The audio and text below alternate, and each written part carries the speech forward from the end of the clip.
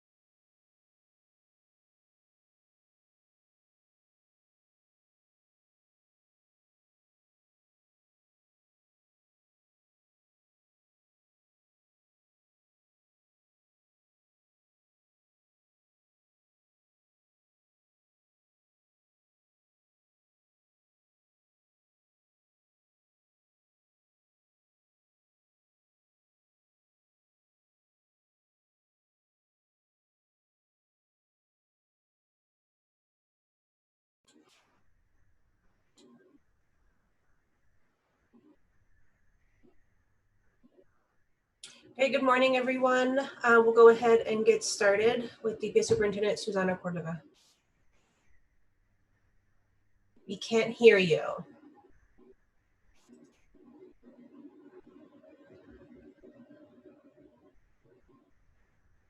We can see you, but we can't hear you.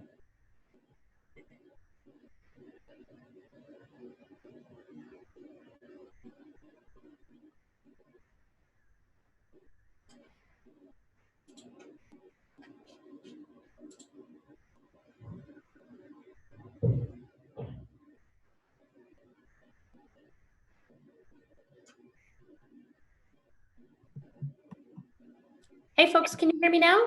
Yes, we can. Let me just. Sorry about that. No, that's a problem. And, okay, you're good. Great. Well, thank you to everybody for joining us today. And we are really pleased to be able to introduce our special guest. Sorry about that. Joined with our special guest, Dr. Bill Berman from Denver Health, who can speak to us about the current health conditions for the city and county of Denver, and particularly how we are using the dashboard metrics that help us inform our decisions. We're monitoring that information really closely as we welcome back more students and staff into our schools and our buildings. Dr. Berman has been our expert voice and just an incredible partner to us as we continue to navigate the COVID crisis. He's done tremendous work to help us better understand the evolving health conditions in our city. And so we really want to thank you for joining us. Before I turn it over to Dr. Berman to give us an update on where we are as a community, I want to share a few DPS updates, and then we'll move over to that. So we're really excited to share the news that we have 2 teachers from the Denver Public Schools who are named finalists for the Colorado Teacher of the Year Award. Rachel Lamb, who is a 2nd grade teacher at Inspire Elementary School, and Gerardo Munoz, a secondary teacher at DCIS Baker. I'm particularly excited. Gerardo Munoz was the teacher for both of my children in middle school and high school. And so it's especially touching honor that he was named a finalist. And so to both Rachel and Gerardo, we're incredibly proud of your hard work. It's always such a great joy to recognize teachers and the work that they do to shape and mold the lives of our young children. So just incredibly grateful. When I was a student in DPS, I have very strong memories of the teachers who went above and beyond to make my learning experience particularly impactful, and have many, many teachers who went the extra mile to motivate me, to inspire me, and to teach me. And so I'm so proud of these 2 teachers who in many ways are representative of so many teachers in the Denver Public Schools. And so we're really excited to be able to share this celebration as they were named finalists, and would be thrilled to watch them through this process. Hopefully we'll cross our fingers that one of our DPS educators actually is awarded Teacher of the Year.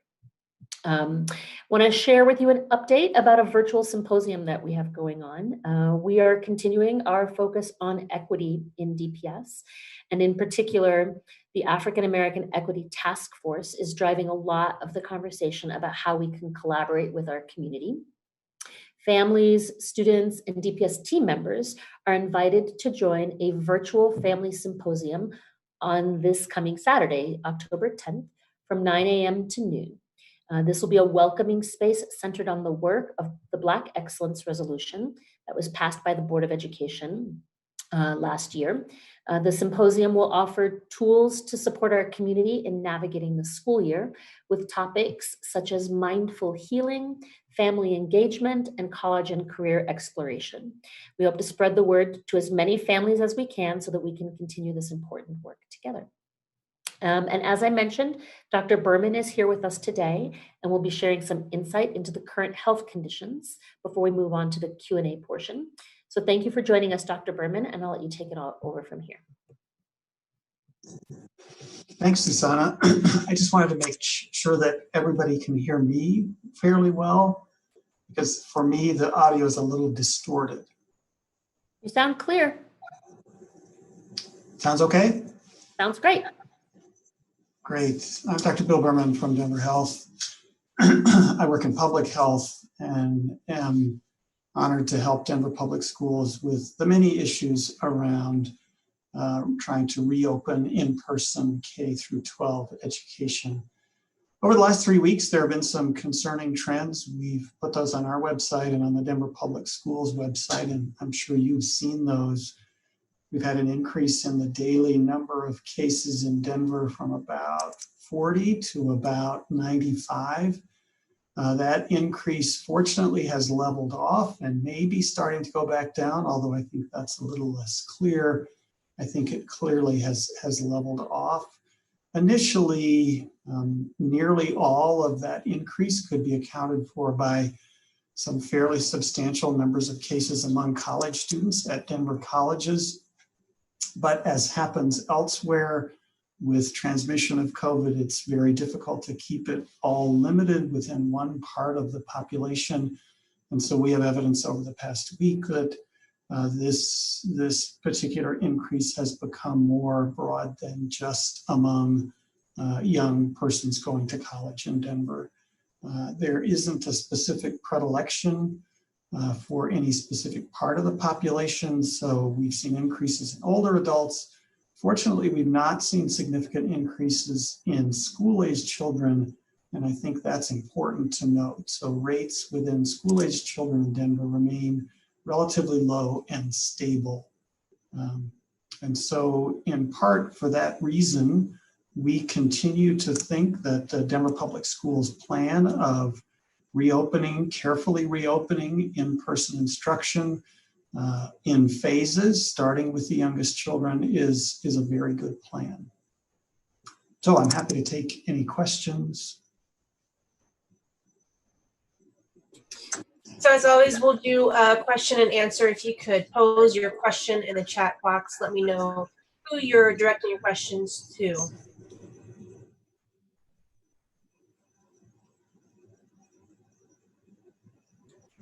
Okay, so our first question, Melanie at Chalkbeat asks, what have COVID test results looked like among DPS staff, and what percentage have tested positive?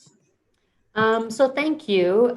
We have partnered with Gary Community Investments to offer COVID Check Colorado to all DPS employees. So far, even while we've been mostly working remotely with our students, we do have staff who are in our buildings. I'm actually officing out of a school building, and we do have students who are beginning the process of returning. About 25% of our educators have participated in COVID Check. And right now, our positive rates are still in the 1% range of people who test positive.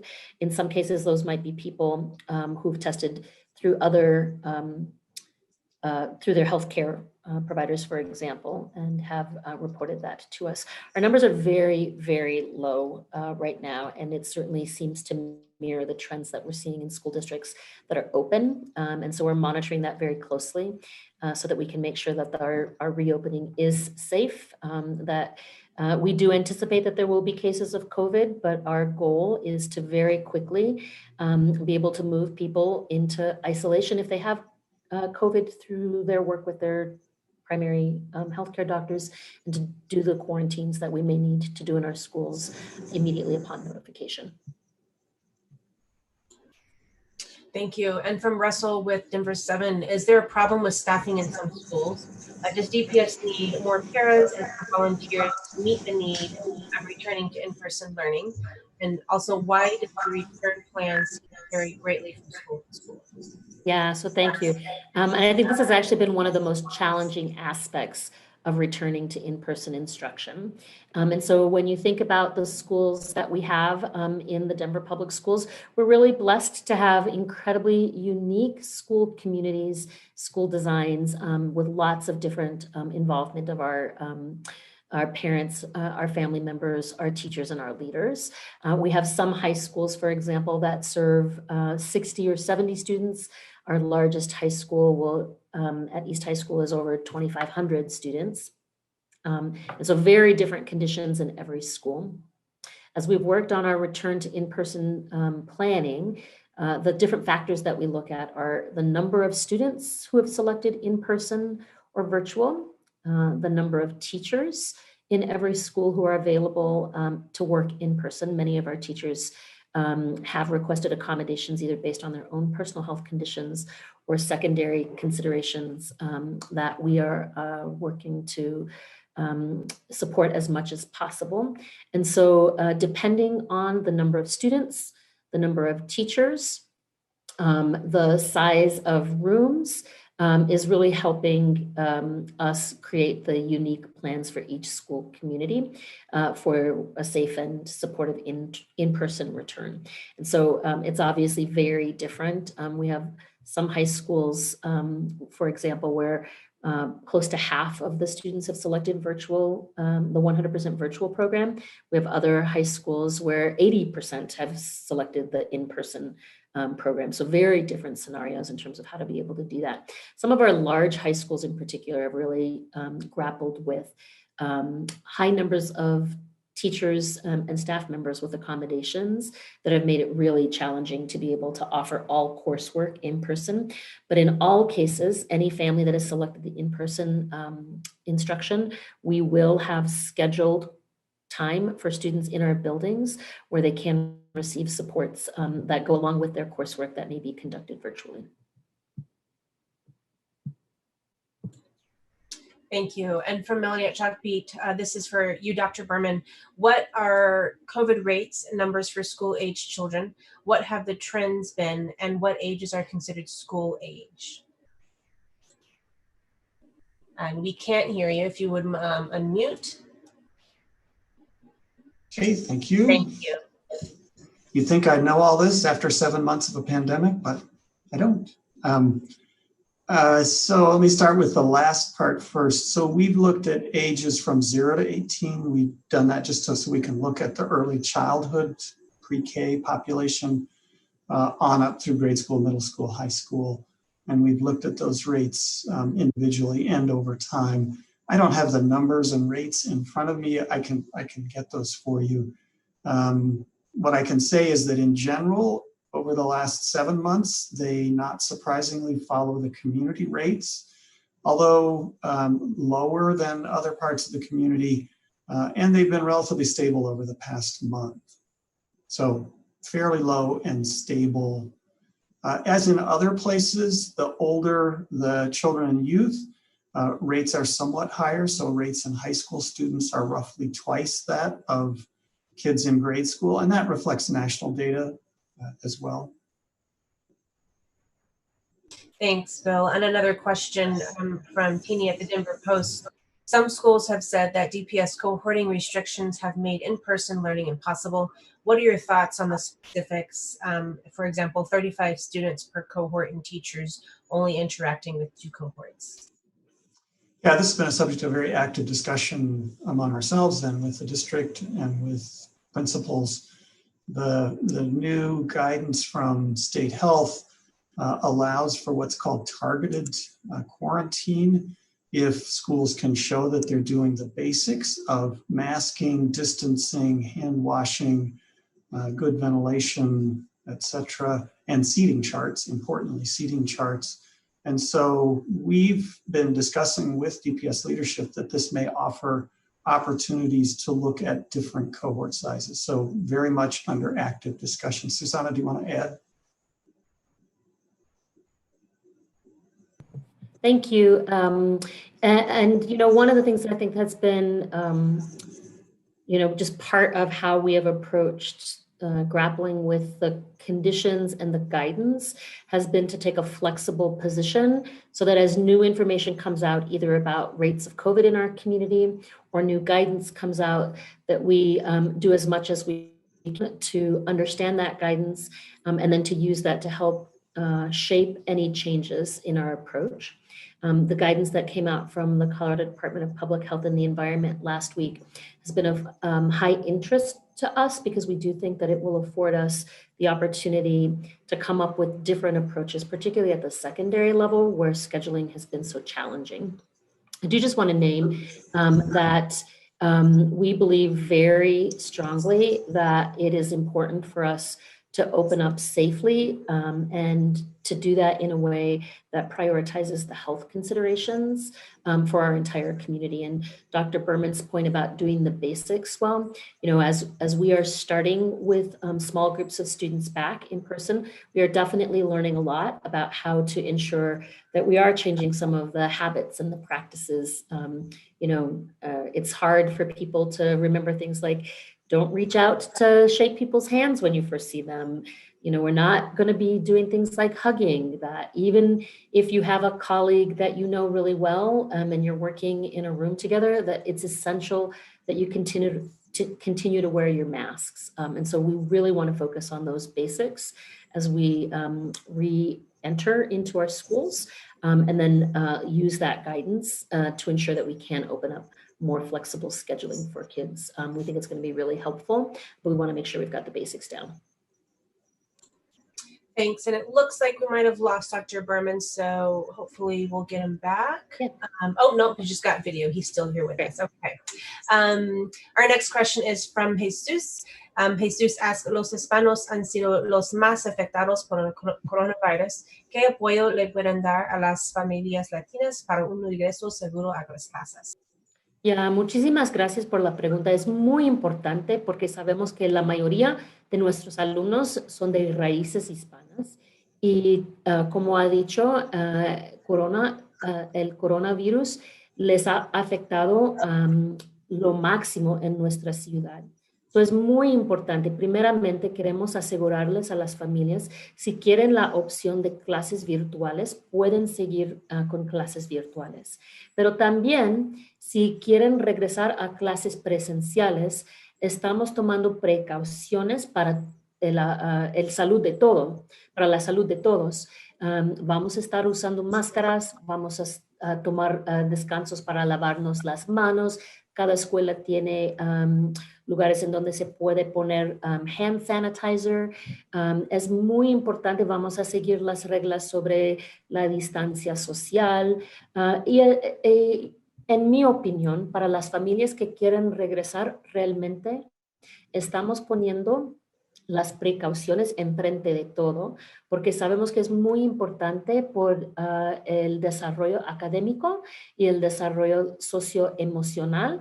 Para los que quieren estar aquí en las escuelas, queremos asegurar que es algo que les ayuda en mantener un ambiente saludable para todos. Thanks. And Tini at the Denver Post has a follow-up question. When you say you're considering a different approach because of new guidance, is this for this semester or will it inform next semester?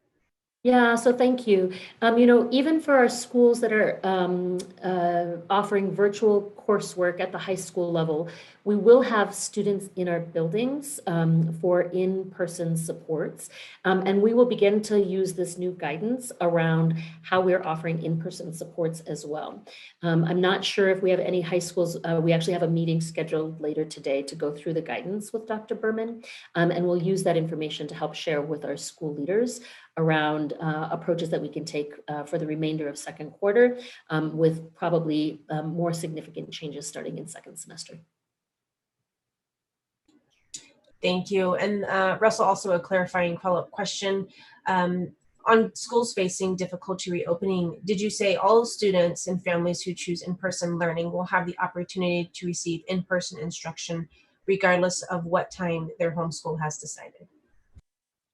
So I'm just trying to make sure I followed that question. Can you say again who shared it so I can see Sure, it? that's Russell from Channel 7 asking if all students and families who selected the in-person option will have the opportunity to receive in-person instruction regardless of what their home decided. Yeah, so every school, including high schools that are offering virtual coursework, will have opportunities for students to receive in-person supports. At times that may be an advisory, that may be extensions, that may be college counseling, but all families that have asked for in-person will have the opportunity to have students in their buildings to receive that support. In many cases, their classes will continue to be virtual classes, but they will have the opportunity to be in our buildings for supports. Thank you. And Melanie from Chalkbeat, another follow-up question here. Is DPS considering making cohorts bigger than 35? Yeah, thanks, Melanie. So we're having a meeting later today, as I just mentioned, where we're going to go through the guidance a little bit more in depth. And so we'll have more information after that. Thank you. And I'm sorry, I'm not sure which number this is, whose station they're with. It says, es sabido que en Boulder los jóvenes fueron los causantes del incremento de casos en esa ciudad.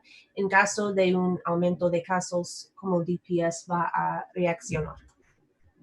So muchísimas gracias. Creo que es Telemundo. Si fijé en el mensaje antes. Déjeme decirlo en español y después le pido información del doctor también para ayudarnos. So, tan pronto que vimos un cambio en los casos de COVID en Denver, la primera cosa que siempre hacemos es poner una cita con Dr. Berman para entender de dónde vienen los casos. So, la semana pasada o hace unos 8 o 10 días, cuando empezamos a ver que los casos estaban incrementando, que estaban subiendo los números, yo hablé con Dr. Berman para pedir información de qué era la causa de esto. Y es cuando nos dijo que habían algunos casos en la Universidad de Denver, en Regis, en el campus de Auraria, y que íbamos a seguir mirando los números, pero que no había razón de cambiar nuestros planes, especialmente como estamos empezando en una manera gradual, nos ayuda en asegurar que todo con el plan sigue bien. So Dr. Berman, this was just a question about, as we look at the numbers going up, how is it that DPS responds in understanding the reason for the numbers going up and how we react to it? And I was just sharing that we immediately reach out to have a conversation with you. And I wondered if you might want to talk just a little bit about how you understand where cases are coming from in your advice to us as we consider reopening. Sure. I'm sorry that I can't hear everything that you say, Susana. The video, I mean, the audio is still fairly distorted. I think I've caught parts of that and I can read the question. Yes, like in Boulder, the initial increase was clearly due to outbreaks in college students. We've worked closely with the universities involved to introduce better infection control, appropriate testing, isolation, quarantine, and that is working. So we're seeing a decrease in the cases from those universities, as is being seen at the University of Colorado Boulder. But as I mentioned earlier, it's difficult to keep a COVID in one part of the community without any spread to other populations. And so we and others have noticed this, that sooner or later, there is some amount of spread to other parts of the community. We're seeing that. We're taking all the actions we can to try to decrease that as well. And a lot of it goes back just to those basics again of masking, avoiding crowds, being outside when possible, hand washing, all those things make the big difference. So I think in the next week or so, we'll be able to tell, are we decreasing overall transmission in the community? So I hope that answers your question. Again, I have difficulty hearing the audio.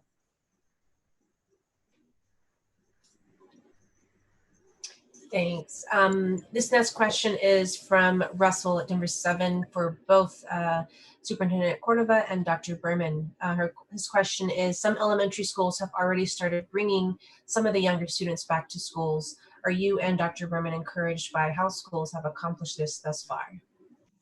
I'm incredibly encouraged at the work that's going on in our elementary schools. And so really it's just been a real pleasure to see kids coming back. I know that many of our teachers have concerns and are nervous about this, but honestly, I can tell you the teachers that I've been able to interact with, both through virtual meetings and through my very limited school visits, what I can tell you is there's just an energy that comes from actually working directly with students that's hard to replicate in a virtual space. I want to really commend our teachers for the work that they're doing virtually, but there's just a lot of real excitement for kids to be able to be with each other and to be with their teachers. New routines for sure. And I think I shared some photos last week of what our classrooms look like in this new environment, but it really has been just a really heartening experience to see the resilience of kids and teachers who are so dedicated to making sure that we're serving our students well. Yeah, I'll just add that I'm also very happy that DPS has been able to bring back students in the youngest age groups. Those are the groups we think that benefit in particular from in-person learning. So to have that group that we think needs that so much be able to get back into the classroom is of high priority for us. And so we're very excited to see that moving forward. We look forward to continuing to work with DPS to make sure those are safe opportunities for in-person learning.